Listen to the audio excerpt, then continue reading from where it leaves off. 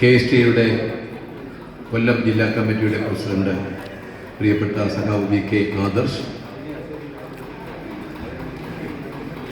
കൊല്ലത്തെ അധ്യാപക മേളകളിലും വിദ്യാർത്ഥി കൂട്ടായ്മകളിലുമൊക്കെ എന്നെ അടുത്ത കാലത്ത് തുടർച്ചയായി എത്തിച്ചുകൊണ്ടിരിക്കുന്ന KSTയുടെ കൊല്ലം ജില്ലാ കമ്മിറ്റിയുടെ secretary Santhosh Kumar, CA Jaleel, Sabitha teacher, DK Harikumar, KSTയുടെ സംസ്ഥാന നേതാക്കന്മാരായ RB Shailesh Kumar, MS Shibu, J Sasikala, AK Sirajuddin, BS Baisal, സ്വാഗത സംഘത്തിൻ്റെ ഭാരവാഹികൾ, പ്രിയപ്പെട്ട അധ്യാപക സുഹൃത്തുക്കളെ,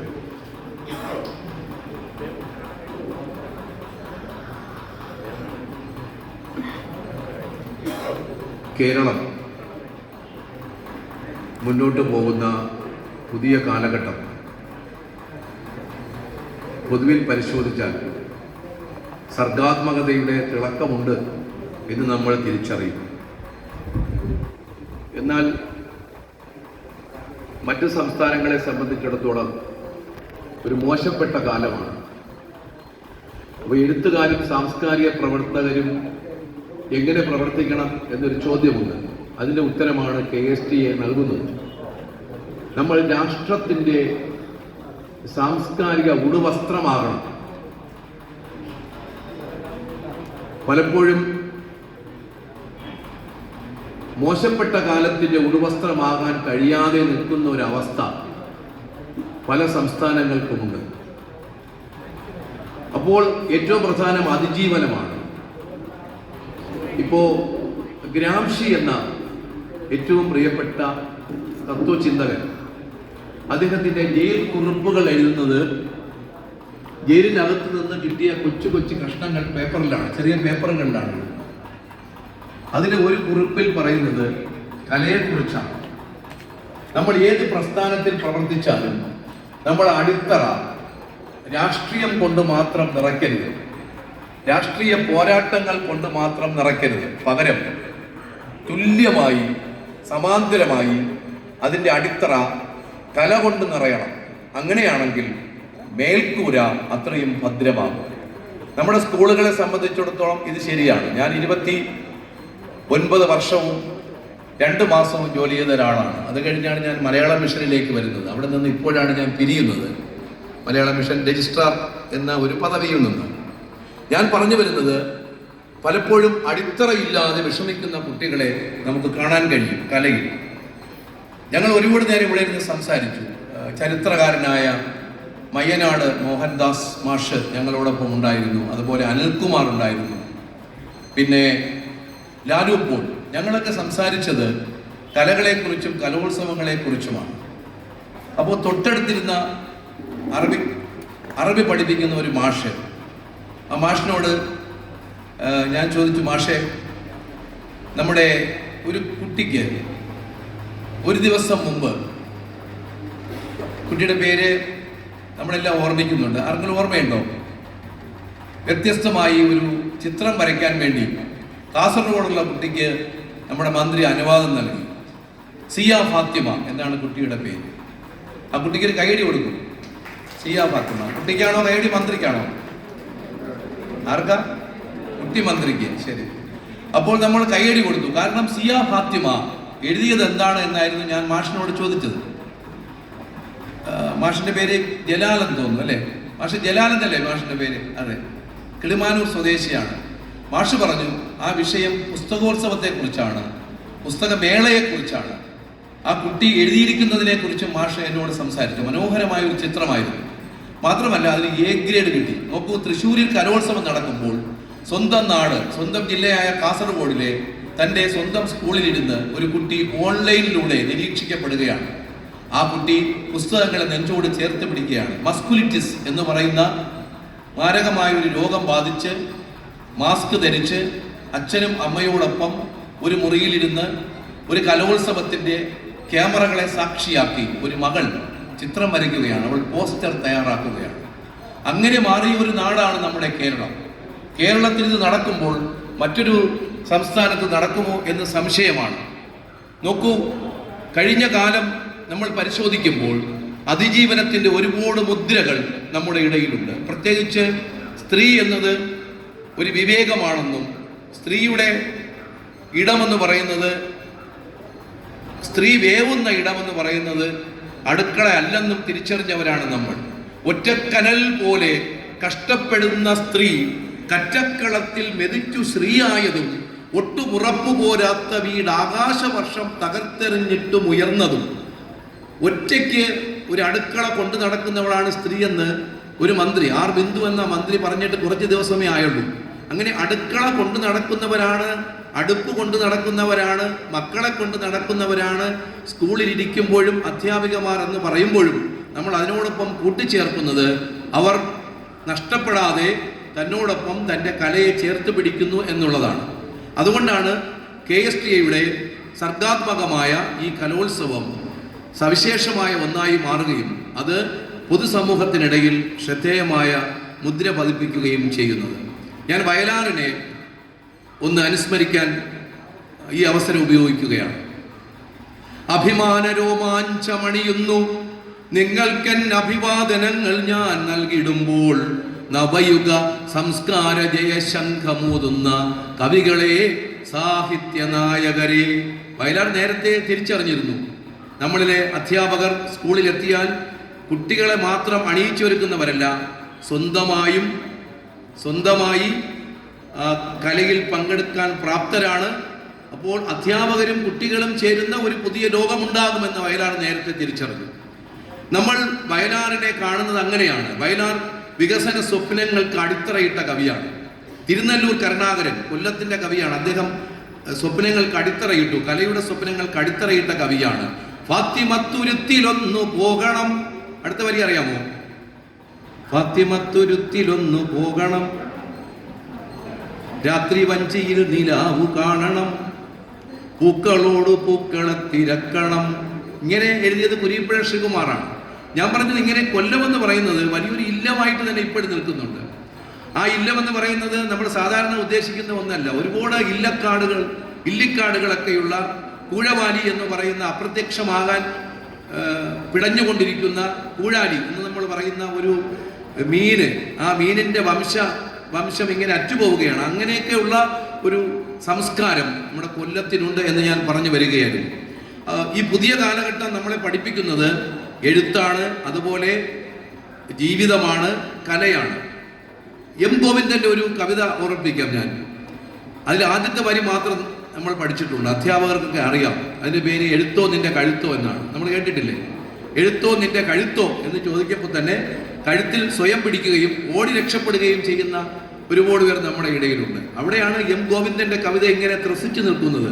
എഴുത്തോ നിന്റെ കഴുത്തോ എന്ന് ചോദിച്ചൊരുവൻ എന്നരികിൽ വരും മുമ്പേ, എൻ്റെ ദൈവമേ എൻ്റെ ദൈവമേ നീ ഉണ്മയെങ്കിൽ എന്നെ കെട്ടിയെടുത്തേക്ക് നരകത്തിലെങ്കിൽ അങ്ങോട്ട്. പേനയെടുക്കും വിരലുകൾ പേടി കൊണ്ട് വിറച്ചാൽ, പേൻ നിറഞ്ഞു തലച്ചോറിൽ പേയുറഞ്ഞാൽ ചെയ്വതെന്ത്, ചൊടിയില്ലാത്ത വിരലാൽ ചൊറിയാനും വയ്യ ചൊട്ടാനും. അതുകൊണ്ടെങ്കിൽ ചൊട്ടുകെങ്കിലും വേണം. അതുകൊണ്ടാണ് DN നമ്മുടെ അവകാശമല്ല എന്ന് പറഞ്ഞ ഒരു പത്രം ഇന്നലെ കേരളം മുഴുവൻ ആഘോഷിച്ചപ്പോൾ DN നമ്മുടെ അവകാശമാണ് എന്ന് പറഞ്ഞ് മന്ത്രി ഇന്ന് ആഘോഷം നടത്തുന്നു. മനസ്സിലായില്ലേ? DN നമ്മുടെ അവകാശമാണെന്ന് പറഞ്ഞ് മന്ത്രി ഇന്ന് പത്രങ്ങളിൽ പറഞ്ഞത് അതുകൊണ്ടാണ്. അപ്പോൾ ഇങ്ങനെ ഒരു പോരാട്ടം എപ്പോഴും നമ്മൾ നടത്തിക്കൊണ്ടേയിരിക്കുന്നു. അധ്യാപകൻ ചുരുൾ നിവരുന്ന പുസ്തകം, ഹൃദയത്തിനുള്ളിലെ പാഠം മറിക്കുവാനാവാതെ കുട്ടികൾ, പാഠത്തിൽ നിന്നും തെറിച്ച ശൂലങ്ങളിൽ യാത്ര തുടങ്ങി പിഴയ്ക്കുന്ന കുട്ടികൾ. വിദ്യാലയം ഒരു പട്ടവൃക്ഷം, കൊമ്പിൽ കൊരുത്തുറങ്ങുന്നു വവ്വാലുകൾ, മേശമേൽ കൊട്ടിയടയ്ക്കുന്നു സർവവും, മൂവന്തി നീളും വരെ ക്ലാസ് മോർച്ചറി, വാക്കിൽ വിലങ്ങിട്ടിരിക്കും ജഡങ്ങളെ ഓരിയിട്ടേറെ തണുപ്പിച്ചു മാന്ത്രികൻ. അധ്യാപകൻ സ്വിച്ചിലോടുന്ന വാഹനം ആണോ? ടീച്ചർ സ്വിച്ചിലോടുന്ന വാഹനമാണോ? ഈ മൂന്നായിരിക്കുന്ന ടീച്ചറിന്റെ പേരെന്താ? സുജ ടീച്ചർ സ്വിച്ചിലോടുന്ന വാഹനമാണോ എന്ന് പറഞ്ഞാൽ എല്ലാം കാണാതെ പഠിച്ചുകൊണ്ടുവന്ന് കുട്ടികൾക്ക് കൊടുക്കുന്ന ആളാണോ? അല്ല. ഇപ്പോഴാണ് ടീച്ചറിന് ബോധം കിട്ടിയത്. അല്ല, നമ്മൾ അങ്ങനെയല്ല. അധ്യാപകൻ സ്വിച്ചിലോടുന്ന വാഹനം എന്നത് നമ്മൾ എന്നെ വെട്ടിക്കളഞ്ഞു. അവിടെയാണ് KSTയുടെ പ്രസക്തി. KSTയെ കുട്ടിയെ മധ്യഭാഗത്ത് നിർത്തി ടീച്ചറിനെ ഒരു സൂചി പോലെ ചുറ്റും കറക്കി, കുട്ടി നടുത്തു നിന്നു. അതുകൊണ്ട് നമ്മൾ അതിനെ പുതുക്കി. അധ്യാപകൻ സൗഹൃദത്തിന്റെ പൂക്കുട, അധ്യാപിക സൗഹൃദത്തിന്റെ പൂക്കുട, ഹൃദയത്തിനുള്ളിലെ പാഠം മറിക്കുന്നു കുട്ടികൾ. ക്ലാസ് മുറി ഉത്സവം പൂക്കും മരത്തണൽ, പാഠത്തിൽ നിന്നും അടർന്നു വീഴാതെ കൈപ്പുസ്തകം നെഞ്ചോടമർത്തുന്നു കുട്ടികൾ. ഗ്ലോബിനും ബോർഡിനും മധ്യേ ചിലന്തിയായി ഉഗ്രരൂപം കൊണ്ടൊടുങ്ങാതെ കുട്ടിയെ കാലത്തിലേക്കു നടത്താൻ ഒരക്ഷരജാലകം കൂട്ടി ഉണർന്നിരിക്കുന്നു നാം. ഗ്ലോബിനും ബോർഡിനും മധ്യേ ചിലന്തിയായിരുന്ന ഒരാളാണ് ഞാൻ. എൻ്റെ പ്രായത്തിലുള്ള മിക്കവാറും കുട്ടികൾ പഴയ ക്ലാസ് മുറി, ഓട് പൊട്ടിയ മൺതറയുള്ള, വലിയ അലങ്കാരമൊന്നുമില്ലാത്ത, ഒരു ചാർട്ട് പോലും ഇല്ലാത്ത, ചുവരുകളിൽ വേട്ടവേളിയൻ അല്ലേ കൂടുകൂട്ടിയിരുന്ന ഒരു കാലഘട്ടത്തിന്റെ വിദ്യാർത്ഥികളാണ് ഇരിക്കുന്നത്. പക്ഷെ ഇപ്പോ അങ്ങനെയല്ലല്ലോ. ഇപ്പോൾ നമ്മൾ ഇംഗ്ലീഷ് ഒരു പേര് പറയും, ഹൈടെക്. ആയിക്കോട്ടെ, കുട്ടികളുടെ മനസ്സിനെ ഹൈടെക് ആക്കേണ്ടവരാണ് നമ്മൾ. സ്കൂൾ ഹൈടെക് ആയി, ഇനി കുട്ടികളെ നമ്മൾ ഹൈടെക് ആക്കണം, അവരുടെ മനസ്സിനെ ഹൈടെക് ആവണം. ഇപ്പൊ ഞാൻ പറഞ്ഞു വരുന്നത്, അങ്ങനെ ഒരു കാലത്തിൽ നിന്ന് നമ്മൾ ഏറെ മാറി ഗ്ലോബിനും ബോർഡിനും മധ്യേയുള്ള ഒരു ചിലന്തിയിൽ മാത്രം കണ്ണു നട്ടിരുന്ന ഒരു കുട്ടിയിൽ നിന്ന് നമ്മൾ ഒരുപാട് മാറി. ഇപ്പോ നമ്മുടെ അടുത്തേക്ക് വരുന്ന ഒരു കുട്ടി, മുമ്പ് ക്ലാസ്സിലൊക്കെ പോകുമ്പോൾ നമ്മളോട് ചോദിക്കുന്നത് എന്താ, സാറിന്റെ കയ്യിൽ മിഠായി ഉണ്ടോ എന്നാണ്. ഇപ്പൊ ചോദിക്കുന്നത് എന്താ, സാറിന്റെ കയ്യിൽ ഹോട്ട്സ്പോട്ട് ഉണ്ടോ, ഷെയർ യുവർ ഇന്റർനെറ്റ് പ്ലീസ്, സാറിന്റെ ഇന്റർനെറ്റ് എനിക്ക് കുറച്ച് തരുമോ എന്ന് ചോദിക്കുന്ന പുതിയ തലമുറയുടെ മുന്നിലാണ് ഈ ഇന്റർനെറ്റിനെ കുറിച്ച് വലുതായിട്ടൊന്നും അറിഞ്ഞുകൂടാത്ത, വാട്സാപ്പിനെ കുറിച്ച് മാത്രം അറിയാവുന്ന നമ്മളൊക്കെ നിൽക്കുന്നത്. കുട്ടികളൊക്കെ നമ്മളെ നിരന്തരം തോൽപ്പിച്ചുകൊണ്ടിരിക്കുകയാണ്. അവർ വളരെ വേഗത്തിൽ കമ്പ്യൂട്ടറിന്റെ ഉള്ളിലേക്ക് കടന്നു പോകുന്ന ഒരു കാലം നമ്മുടെ അടുത്തുണ്ട്. അതുകൊണ്ട് ഈ കാലത്തെ തിരിച്ചറിയുകയും എന്നാൽ ഇതിനെ പ്രതിരോധിച്ച് നിൽക്കുന്ന, അല്ലെങ്കിൽ ഇതിനെ എതിരായി നിൽക്കുന്ന ഒരു കാലമുണ്ടെന്ന് നമ്മൾ അറിയണം. അമേരിക്കൻ പ്രസിഡന്റായിരുന്ന നിക്സൺ ഒരിക്കൽ വോട്ട് തേടി വൻ ഭൂരിപക്ഷത്തിൽ ജയിച്ചപ്പോൾ അദ്ദേഹം അമ്മമാർക്ക് ഒരു ഉറപ്പ് കൊടുത്തു, നിങ്ങളുടെ നാട്ടിൽ കലയുണ്ടാകും, ഒപ്പം ഞാൻ നിങ്ങളുടെ നാട്ടിൽ ഇപ്പോൾ വളർന്നു വരുന്ന മയക്കുമരുന്നിനെ നിരോധിക്കും. നിക്സൺ മയക്കുമരുന്നിനെ ഒറ്റയടിക്ക് നിരോധിച്ചു. ഒറ്റ ദിവസം കൊണ്ട് മയക്കുമരുന്ന് നിരോധിച്ചു. അപ്പോൾ അദ്ദേഹം തേനീച്ചകൾ ഇരമ്പി വരുന്നത് പോലെ വലിയൊരു ഒച്ച കേട്ടു. അടുത്ത ദിവസം നോക്കിയപ്പോൾ 100 കണക്കിന് കർഷകർ അദ്ദേഹത്തിനെതിരെ മാർച്ച് ചെയ്യുകയാണ്. അവരൊരു മുദ്രാവാക്യം വിളിക്കുകയാണ്, ലാ ഹോജ ഡി കോക നോ യെസ് ഡ്രോഗ നിക്സൺ നിക്സൺ നിക്സൺ, ലാ ഹോജ ഡി കോക നോ യെസ് ഡ്രോഗ എന്ന് പറഞ്ഞ നിക്സൺ, നിങ്ങൾ ഏത് മരുന്നിനെയാണ് നിരോധിച്ചത്? ഞങ്ങൾ സാധാരണക്കാർ ഉണ്ടാക്കുന്ന ചില ഉൽപ്പന്നങ്ങൾ, അതില് ഇത്തരത്തിലുള്ള ചില മരുന്നുകളുണ്ട്, നിങ്ങൾ നിരോധിച്ചപ്പോൾ ഞങ്ങളുടെ ജീവിതത്തെ കൂടിയാണ് നിരോധിച്ചത്. അതുകൊണ്ട് മയക്കുമരുന്ന് ഏതാണെന്ന് തിരിച്ചറിഞ്ഞ് നിങ്ങൾ നിരോധിക്കണം എന്ന് പറഞ്ഞുകൊണ്ട് മാർച്ച് ചെയ്ത വലിയൊരു സമൂഹം ഉണ്ട്. അതായത് ഏതൊരു പ്രവർത്തനത്തിനും തുല്യവും വിപരീതവുമായ ഒരു പ്രതിപ്രവർത്തനം ഉണ്ട് എന്ന് ഞാൻ പറഞ്ഞു വരികയാണ്. ഞാൻ ദീർഘിപ്പിക്കുന്നില്ല. അതുകൊണ്ട് പ്രിയമുള്ള അധ്യാപക സുഹൃത്തുക്കളെ, നമുക്ക് നമ്മുടെ ക്ലാസ് മുറിയെ ഉത്സവം പൂക്കുന്ന മരത്തണലാക്കി മാറ്റുന്നതോടൊപ്പം തന്നെ നമ്മുടെ കുഞ്ഞുങ്ങളെ സർഗാത്മകമായി നടത്തുന്നതിനോടൊപ്പം തന്നെ നമ്മുടെ ഉള്ളിലുള്ള കലയെ തുടർച്ചയായി കൊണ്ടുപോകാൻ കഴിയണം. ഇപ്പോ കുറച്ച് ദിവസത്തിന് മുമ്പ് ഒരു അധ്യാപിക കൊല്ലപ്പെട്ടു. അധ്യാപികയുടെ പ്രായം 24 വയസ്സ്. അധ്യാപിക സിറിയയിലാണ് തൻ്റെ ജീവിതം മുന്നോട്ട് കൊണ്ടുപോയത്. മറ്റു രാജ്യങ്ങളിലും അവർ പോകാറുണ്ട്. അവരൊരു പോയട്രി എഴുതി. അവരുടെ പോയട്രി ഇതായിരുന്നു, ഞാനും എൻ്റെ കവിതയും ഒരു ദിവസം അസ്തമിക്കും, ലോകത്തിലെ ഏറ്റവും മനോഹരമായ കവിത അന്ന് നിലയ്ക്കും എന്നവർ എഴുതി. എന്നിട്ട് അവർ ഒരു കാര്യം കൂടെ എഴുതി, 24 വയസ്സുള്ള ഞാൻ അസ്തമിക്കുമ്പോൾ എൻ്റെ കവിത കത്തിപ്പോകാതിരിക്കാൻ, മിസൈൽ ആക്രമണത്തിൽ, ഇസ്രായേലിന്റെ മിസൈൽ ആക്രമണത്തിൽ എൻ്റെ കവിത കത്തിപ്പോകാതിരിക്കാൻ എനിക്കൊരു ബ്ലാക്ക് ബോക്സ് വേണം. എനിക്കൊരു ബ്ലാക്ക് ബോക്സ് വേണം. നമ്മൾ ആവശ്യപ്പെടുന്നത് ചോറ് കൊണ്ടുപോകാൻ ഒരു ചോറ്റുപാത്രം വേണമെന്നായിരിക്കും ആവശ്യപ്പെടുന്നത്. എനിക്കൊരു ബ്ലാക്ക് ബോക്സ് വേണം. അവൾ തന്റെ കവിതകളെ ബ്ലാക്ക് ബോക്സിൽ അടക്കം ചെയ്തു. തൊട്ടടുത്ത ദിവസം ഒരു മിസൈൽ ആക്രമണത്തിൽ 24 വയസ്സുള്ള അധ്യാപികയും കവിയുമായ ഫർണിയ അബ്ബാസി കൊല്ലപ്പെട്ടു. അവളുടെ അച്ഛൻ കൊല്ലപ്പെട്ടു, അമ്മ കൊല്ലപ്പെട്ടു, ഒപ്പം അവളുടെ സഹോദരനും കൊല്ലപ്പെട്ടു. എല്ലാവരും അസ്തമിച്ചു. പക്ഷെ അപ്പോഴും ഈ കത്തിക്കൊണ്ടിരിക്കുന്ന ആ വീട്ടിൽ നിന്ന്, മിസൈൽ വീണ് തകർന്ന വീട്ടിനിടയിൽ നിന്ന് ഒരു ബ്ലാക്ക് ബോക്സ് ഇങ്ങനെ നിലവിളിച്ചു കൊണ്ടിരുന്നു. പർണിയ അബ്ബാസി, ഞാൻ എൻ്റെ കവിത ഈ ബ്ലാക്ക് ബോക്സിൽ ഉണ്ട്, നിങ്ങൾ കണ്ടെടുത്തോളൂ. അതായിരുന്നു പർണിയ അബ്ബാസി. മംത കാലിയ എന്നൊരു എഴുത്തുകാരിയുണ്ട്. 24 വയസ്സുള്ള പർണിയ അബ്ബാസിയിൽ നിന്ന് ഉത്തരേന്ത്യയിൽ താമസിക്കുന്ന 80 വയസ്സുള്ള മംത കാലിയയിലേക്ക് ഒരു വലിയ ദൂരമുണ്ട്. ആ ദൂരത്ത് നിന്നുകൊണ്ട് മംത കാലിയ എഴുതുന്നത്, I am not afraid of a naked truth. I am not afraid of a naked truth. I am not afraid of a naked pen, naked knife. ഞാനൊരു നഗ്നമായ കത്തിയെ ഭയപ്പെടുന്നില്ല, നഗ്നമായ ഒന്നിനെയും ഞാൻ ഭയപ്പെടുന്നില്ല. But I am very much afraid of a naked man. ഞാൻ നഗ്നനായ ഒരു മനുഷ്യനെ ഭയപ്പെടുന്നു. ആരാണ് ഈ നഗ്നനായ മനുഷ്യൻ? ആരാണ് നഗ്നനായ മനുഷ്യൻ? നഗ്നനായ മനുഷ്യൻ എന്ന് പറഞ്ഞ് ആ കവി ഉദ്ദേശിക്കുന്നത് കുഞ്ഞുങ്ങൾക്ക് മേൽ, ഗാസയുടെ കുഞ്ഞുങ്ങൾക്ക് മേൽ ആയുധം പ്രയോഗിക്കുന്നവൻ ആരാണോ അവനാണ് നഗ്നനായ മനുഷ്യൻ. ആരെയാണോ അവൻ, ഏത് കുഞ്ഞിനെയാണോ അവൻ ആക്രമിക്കുന്നത് അവനാണ് നഗ്നനായ മനുഷ്യൻ. ഏത് നടിയാണോ തട്ടിക്കൊണ്ടുപോയി പീഡിപ്പിക്കുന്നത് അവനാണ് നഗ്നനായ മനുഷ്യൻ. ഒരു ജനാധിപത്യ സംസ്കാരത്തിൽ നിന്നുകൊണ്ട് സ്ത്രീകളെ ആരാണോ കടന്നാക്രമിക്കുന്നത് അവനെ നമ്മൾ പറയുന്ന പേരാണ് നഗ്നനായ മനുഷ്യൻ. അതുകൊണ്ടാണ് മംത കാലിയ ഈ കാലഘട്ടത്തിൽ അധ്യാപകരുടെ ശബ്ദമാകുന്നത്. I am very much afraid of a naked man.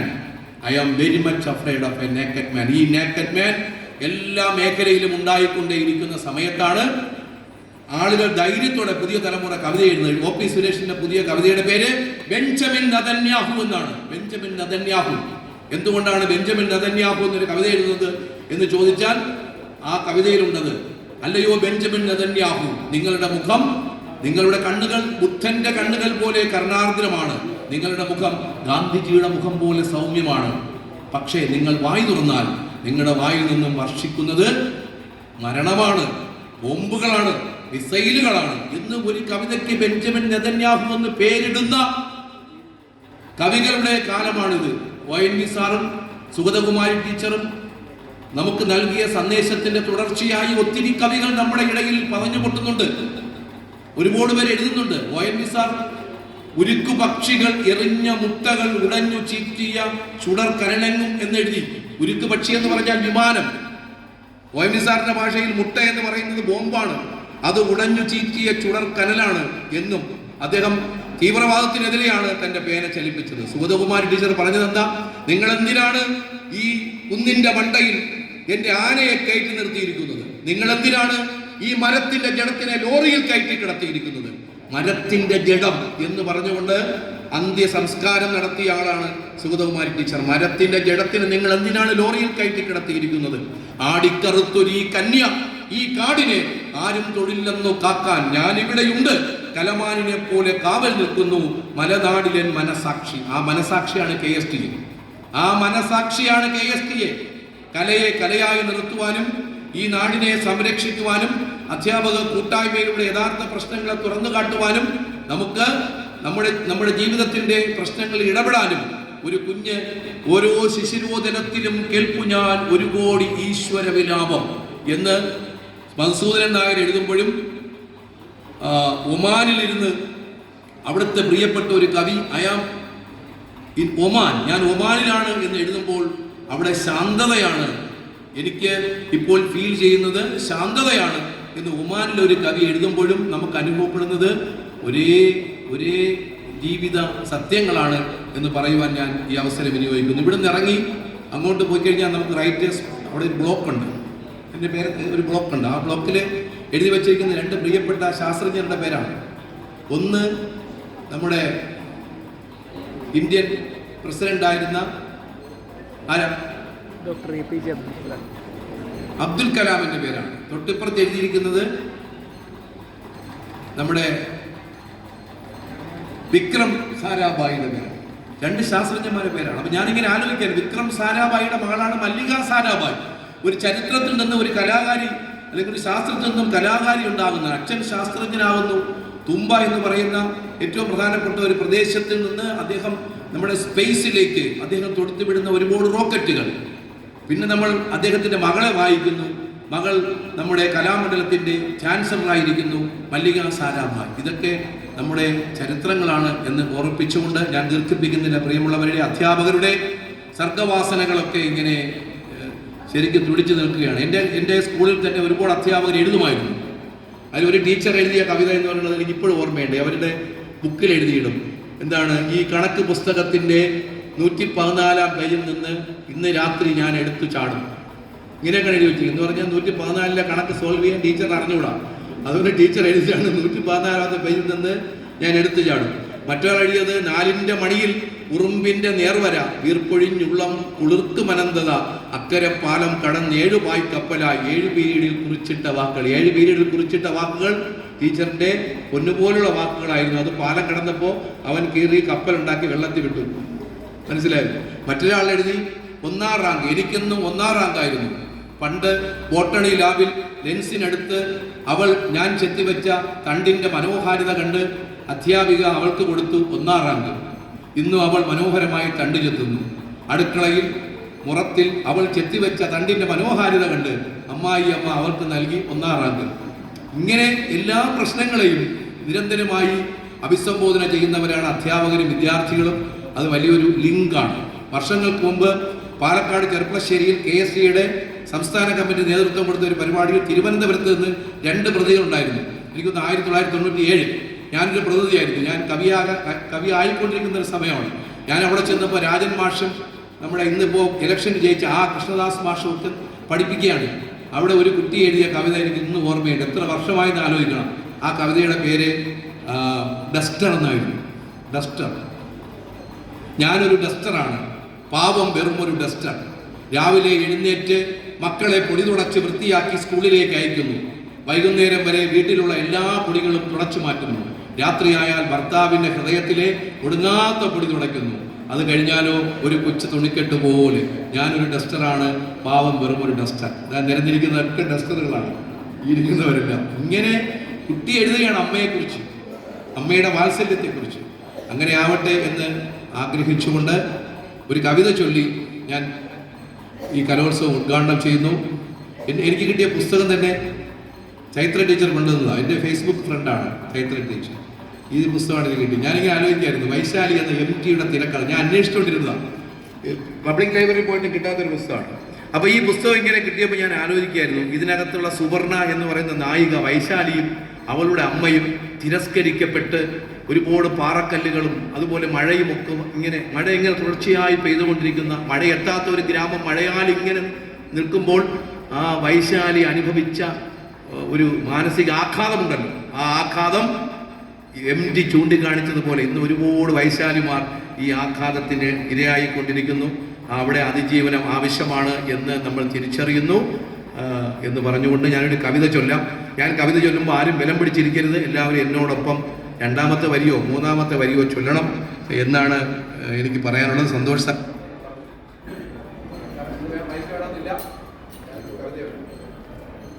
കവിതയുടെ പേര് മണ്ണറിഞ്ഞവൾ എന്നാണ്. ഇവിടെ ഇരിക്കുന്ന പലരും മണ്ണറിഞ്ഞവരായിരിക്കും. പണിയെടുക്കുന്നവരാണ് നമ്മൾ. മണ്ണറിഞ്ഞവൾ.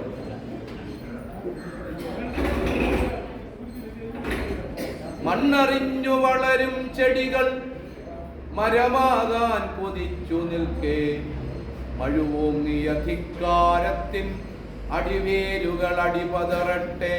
മണ്ണറിഞ്ഞു വളരും ചെടികൾ മരമാകാൻ കൊതിച്ചു നിൽക്കേ, മഴുവോങ്ങിയ ധിക്കാരത്തിൻ അടിവേരുകൾ അടിപതറട്ടെ.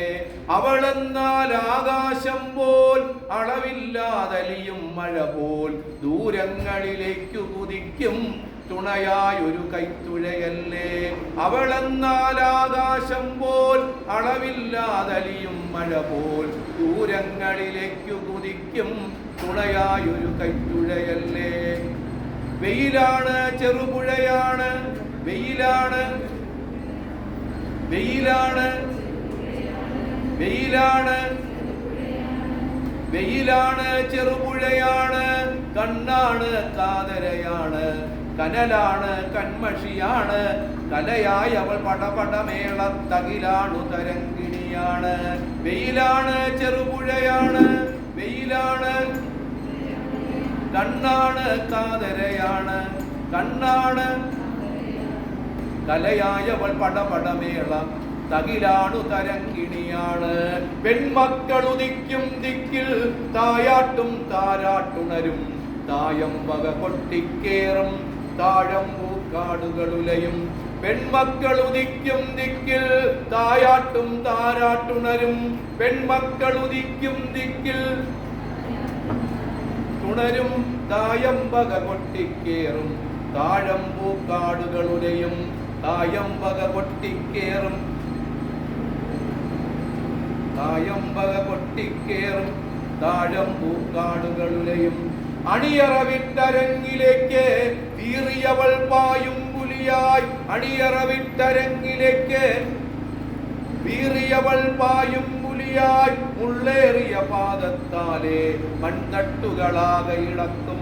അണിയറ വിട്ടരങ്ങിലേക്ക് വീറിയവൾ പായും പുലിയായി. മുള്ളേറിയ പാദത്താലെ മൺതട്ടുകളാകെ ഇളക്കും. കരികലരും പുഴയിൽ മുങ്ങി തെളിനീരായി പൊങ്ങി വരുന്നു. കരികലരും പുഴയിൽ മുങ്ങി തെളിനീരായി പൊങ്ങി വരുന്നു. കാനായി ഉയർത്തിയ ശില്പം തോൽക്കും മറ്റൊരു മൺകൽപ്പം. കരികലരും പുഴയിൽ മുങ്ങി തെളിനീരായി പൊങ്ങി വരുന്നു. കാനായി ഉയർത്തിയ ശില്പം തോൽക്കും മറ്റൊരു മൺകൽപ്പം. കാനായി ഉയർത്തിയ ശില്പം തോൽക്കും മറ്റൊരു മൺകൽപ്പം.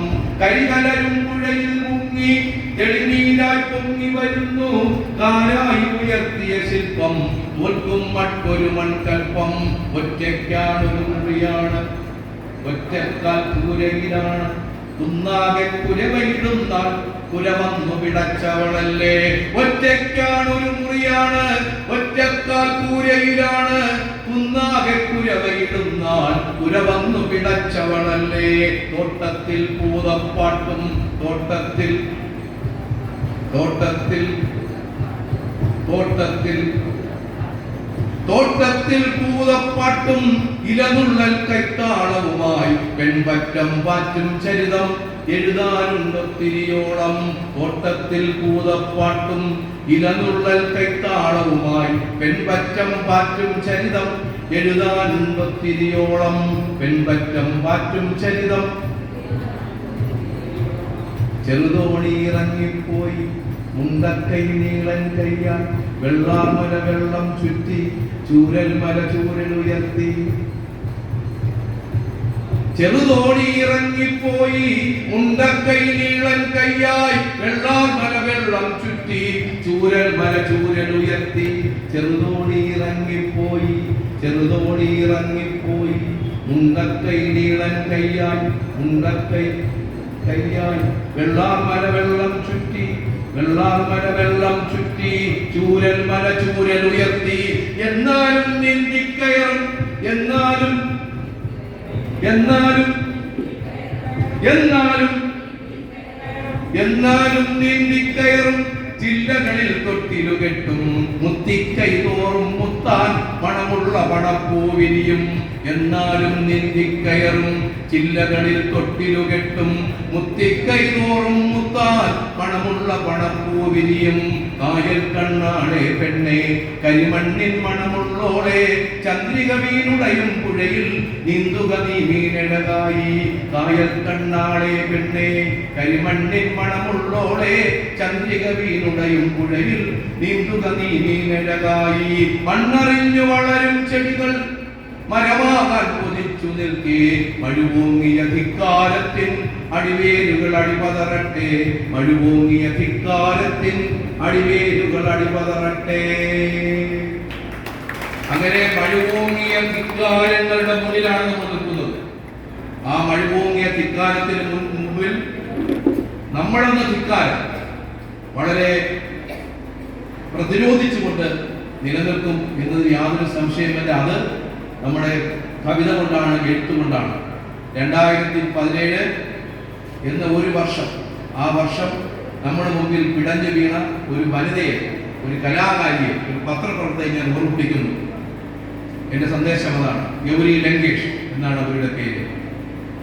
അവരെ കൊല ചെയ്തയാൾ മഹാരാഷ്ട്രയിലെ നഗരസഭാ തെരഞ്ഞെടുപ്പിൽ എല്ലാ രാഷ്ട്രീയ പാർട്ടികളെയും തോൽപ്പിച്ചുകൊണ്ട് സ്വതന്ത്രനായി ജയിച്ചു.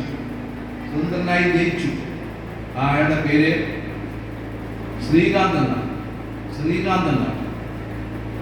അങ്ങനെ ഒരാൾ ജയിച്ചു നിൽക്കുകയാണ് മഹാരാഷ്ട്രയിലെ ചിത്പവൻ ബ്രാഹ്മണ കുടുംബത്തിലെ ബ്രാഹ്മണന് 4 ആൺമക്കൾ ജനിച്ചപ്പോ അതിൽ ആദ്യത്തെ 3 ആൺമക്കൾ മരിച്ചു പോയപ്പോൾ ബ്രാഹ്മണൻ പ്രശ്നം വെച്ചപ്പോൾ ജോത്സ്യൻ പറഞ്ഞു കൊടുത്തു, 4ാമതും ജനിക്കുന്നത് ഒരു ആൺകുട്ടിയാണെങ്കിൽ നിങ്ങൾ ആ ആൺകുട്ടിയെ വളർത്തേണ്ടത് പെണ്ണായിട്ടാണ്. മഹാരാഷ്ട്രയിൽ മൂക്കുത്തിക്ക് പറയുന്ന പേരാണ് നാഥ് സമം മൂക്കുത്തി. അങ്ങനെ ആ ആൺകുട്ടിയെ പെൺവേഷം ധരിപ്പിച്ച്, വേഷം എന്ത് കഴിച്ചു, മൂക്കുത്തി ധരിപ്പിച്ചു, നാഥ് ധരിപ്പിച്ച് ആ മൂക്കുത്തി ധരിച്ച പെൺവേഷം ധരിച്ച രാമചന്ദ്രൻ, നാഥ് ധരിച്ച റാം വിനായക് ഗോഡ്സെ. ആ ഗോഡ്സെയാണ് ഈ 2025 മഹാരാഷ്ട്രയിൽ ജനിച്ചിരിക്കുന്നത് അല്ലെങ്കിൽ ജീവിച്ചിരിക്കുന്നത് എന്ന് തിരിച്ചറിഞ്ഞുകൊണ്ടുള്ള വലിയ പ്രതിരോധം ഇപ്പോഴും അതിനെതിരെ മഹാരാഷ്ട്രയിലും നമ്മുടെ ഇന്ത്യയിലാകെയും നടക്കുന്നുണ്ട്. ആ പ്രതിരോധം ശക്തമായി വളരട്ടെ. ആ പ്രതിരോധം തീർക്കാൻ കെൽപ്പുള്ള ഒരു സംഘടനയാണ് KST. ഞാൻ 5 വർഷം കാട്ടാക്കട സബ് ജില്ലയിലെ KSTയുടെ സബ് ജില്ലാ പ്രസിഡന്റായി പ്രവർത്തിച്ച ആളാണ്. വളരെ അഭിമാനത്തോടു കൂടി ഞങ്ങളവിടെ നിലകൊണ്ടിട്ടുണ്ട്, സമരങ്ങളിലൊക്കെ നിലകൊണ്ടിട്ടുണ്ട്. ഇപ്പോഴും നമ്മുടെ വലിയ സന്തോഷത്തിനിടയിൽ നമ്മൾ ഇടയ്ക്കിടയ്ക്ക് പറയും DA അതൊക്കെ നമ്മൾ പറഞ്ഞുകൊണ്ട് തന്നെ ഇരിക്കണം നമ്മുടെ നേതാക്കന്മാരോട്. പക്ഷെ അതെല്ലാം നമുക്ക് ലഭിക്കുമെന്ന പ്രതീക്ഷ പെൻഷനേഴ്സിലും അതൊരു രക്ഷയായി മാറും. ഈ വരുന്ന ഒരാഴ്ചക്കകത്ത് വലിയ അത്ഭുതങ്ങൾ സംഭവിക്കും എന്ന് പ്രതീക്ഷിച്ചുകൊണ്ട് ഈ മനോഹരമായ കലോത്സവത്തിന് എന്നെ ക്ഷണിച്ചത് നന്ദി പറഞ്ഞുകൊണ്ട് ഉദ്ഘാടനം ചെയ്യുന്നു. എല്ലാവർക്കും ഹൃദയം നിറഞ്ഞ കലോത്സവ ആശംസ.